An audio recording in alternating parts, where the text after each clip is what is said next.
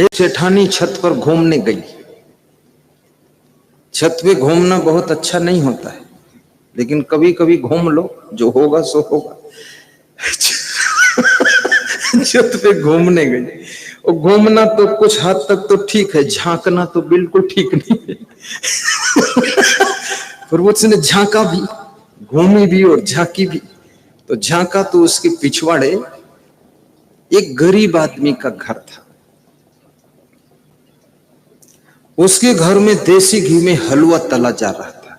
देसी घी में बहुत अच्छा हलवा, और देसी घी का हलवा तला तो दूसरे के घर में जाता है, खुशबू तुम्हारे घर में भी आती है। ऐसा मामला है उसका। देसी घी कोई मामूली चीज है, इसलिए गाय भैंस की पूजा किया करो।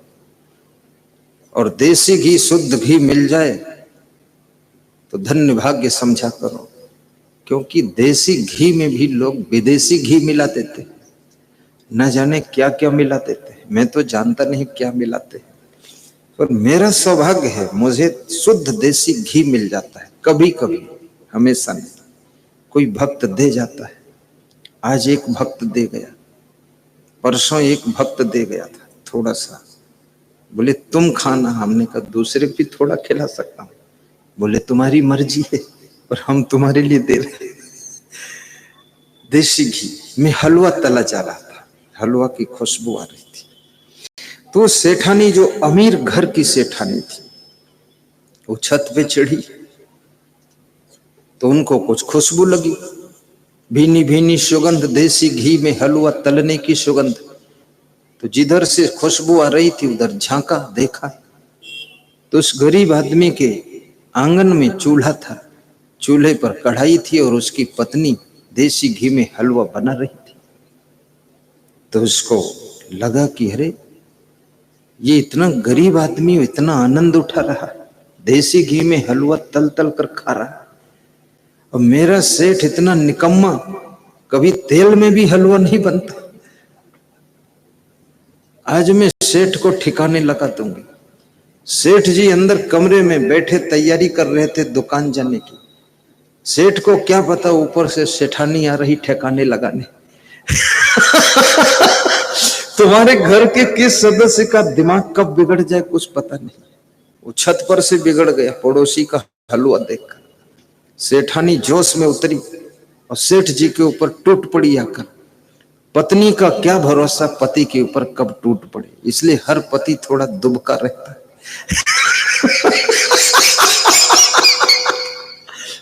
घबराया रहता है कि न जाने कब ताबड़तोड़ आक्रमण कर दे। सेठानी ने कहा, सेठ जी तुमको बहुत बुद्धि नहीं, कंजूस आदमी हो। गरीब पड़ोसी देसी घी में हलवा तल रहा है, उसकी पत्नी हलवा बना रही, खुशबू अपने छत तक आ रही, खुशबू यहां तक, और तुम इतने कंजूस मक्खी चूस, कभी यहां तेल में भी हलवा नहीं बनता।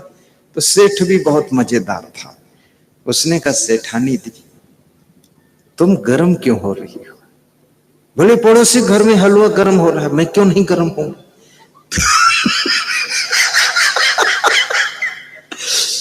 कौन आदमी कब किस क्षण में गर्म हो जाए कुछ ठिकाने नहीं।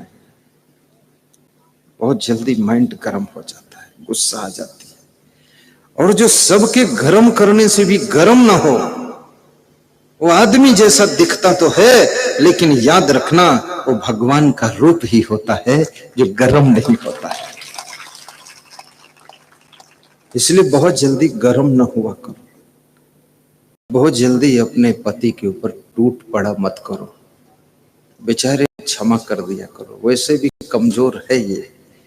आज पति लोग बहुत ध्यान लगाएंगे हमारा कि आज कुछ काम बना दिया अपना।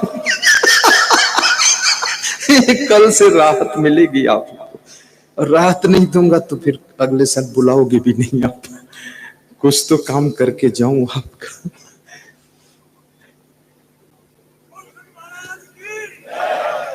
क्या बात है, इतनी मेहनत किया तो एक बार जय बिली। मेरा भी बहुत संकट वाला मामला है, क्योंकि मैं प्रवचन अगर संभल ना करूं, अच्छा ना करूं, क्वालिटी का ना करूं, तो ये 10-5 हजार श्रोता न जाने कब मेरे ऊपर टूट पड़े। बड़े विवेक की जरूरत है। मध्य प्रदेश में एक विधायक आया, मेरे से बोला एक भजन गुरुवर सुना दो। तुमने कहा सुना दो। तो एक के साथ 2 सुना दिया, 2 में 3 लगा दिया। 20,000 श्रोता बैठे थे मेरे इंतजार में कि गुरुजी का कब शुरू होगा। और वो विधायक था, गायक था, बहुत लायक था, लेकिन ज्यादा भजन गा दे तो फिर नालायक था। तो ज्यादा गाया तो 5,000 लोग उठकर खड़े हो गए, उसके ऊपर टूट पड़े। अरे कौन तेरे को बुलाया था यहाँ, हल्ला मचाए, बलबल फालतू गाता। अब मैं रोक भी नहीं सकता 5,000 को। तो विधायक शर्मिंदा होकर ढोल तबला छोड़कर भाग गया। और 3 महीना हमको मिला ही नहीं। हमने फोन किया तो उठाया भी नहीं। बड़ी मुश्किल से 3 महीने बाद उठाया तो बोला कि बेइज्जती करवा दी आपने। तो मैंने कहा मैंने क्यों करवाई भाई, भजन आपने गाया है। तो हमने कहा कि आपने ज्यादा क्यों गाया।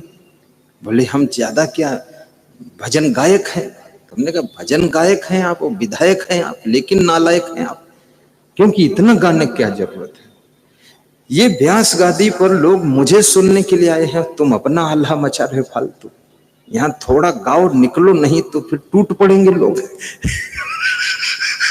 बात सही है कि नहीं।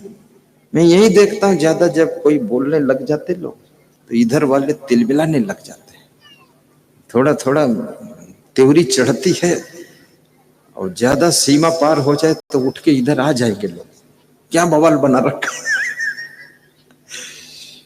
लेकिन बड़ा धैर्य और संतोष आपके पास है। तो सेठ ने बहुत अच्छा जवाब दिया। सेठ ने कहा, सेठानी,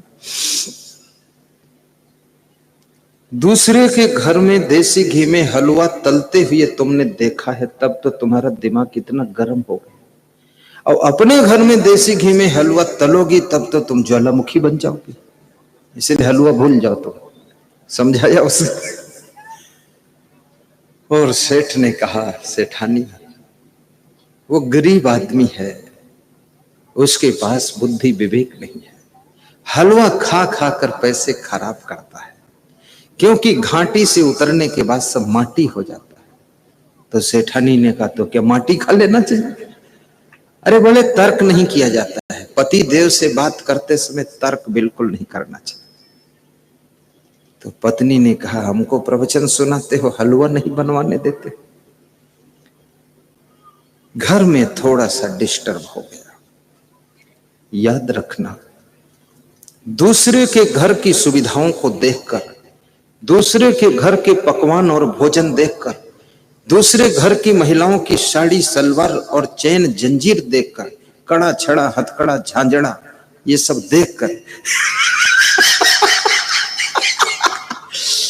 और गले का हार, कान के कुंडल, नाक की नथनी, बुलाका सब देखकर तुम कभी ये कल्पना मत करना कि मेरे घर में भी ऐसा होना चाहिए। वहीं से तुम्हारे घर में दुख शुरू हो जाएगा, क्योंकि तुम्हारी कंडीशन, पोजीशन, सिचुएशन अलग है, उनकी अलग है। उनको चैन पहनने दो गले में, तुम अपने हृदय में चैन बनाए रखो और घर में शांति बनाए रखो। कभी योग संयोग बनेगा तो तुम भी चैन पहन लेना। भगवान राम से विभीषण ने कहा कि थोड़ा लंका में चरण रख दीजिए, लंका पावन कर दीजिए। तो भगवान राम ने समुद्र के किनारे की बालू रेत उठाकर विभीषण के मस्तक में तिलक लगा दिया और बोले, आज से तुम लंकेश हो, लंकापति हो, तुम्हें मैंने तिलक कर दिया, राज तिलक है, जाओ शासन करो, राज्य करो जाकर। सबको प्रेम से रखना, मंदोदरी को भी दुख मत देना, सबको संभालना, जाइए। बोले, आप प्रभु चलो हमारे लंका में थोड़ा चरण रख दो। राम ने हाथ जोड़े, क्षमा कीजिएगा, मैं लंका नहीं जा सकता। बोले क्यों। बोले, एक सोने के मृग के हिरण के पीछे गया था तो यहां तक लफड़ा हुआ, अब सोने के लंका में जाऊंगा तो बहुत बड़ा लफड़ा हो सकता है, इसलिए मैं अब सोना चांदी से दूर रहूंगा। ये एक गीत गाते लोग, सोना ले जा रहे, चांदी ले जा रहे। आखिर क्यों गाते हैं, क्योंकि सोना चांदी से बहुत बर्बाद हो गए लोग। मैं तो कहूंगा असली सोना जब आप बेड पर पहुंचते हैं आपको गहरी नींद का सुख मिले, यही असली सोना है।